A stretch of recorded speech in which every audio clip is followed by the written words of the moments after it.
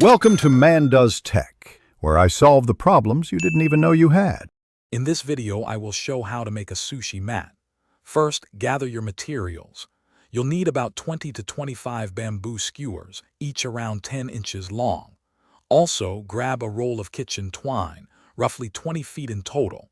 Make sure your skewers are clean and smooth, ready for food contact. This simple setup is the foundation for your homemade sushi rolling tool. Now, let's arrange the skewers. Lay them out flat on a clean surface, side by side. It's important to keep them evenly spaced. Aim for a consistent gap of about 1/8 to 1/4 inch between each skewer. This spacing allows for flexibility when rolling. Align the ends carefully to form a straight edge, which will make your mat look professional and function effectively. Next, we'll secure the skewers with twine. Cut 2 pieces of twine, each approximately 10 feet long.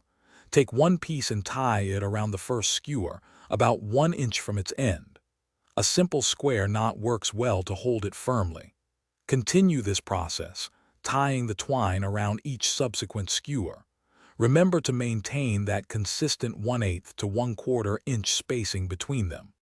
To complete your mat, repeat the tying process on the opposite end of the skewers. Again, tie the twine about 1 inch from the edge, ensuring all knots are tight and secure.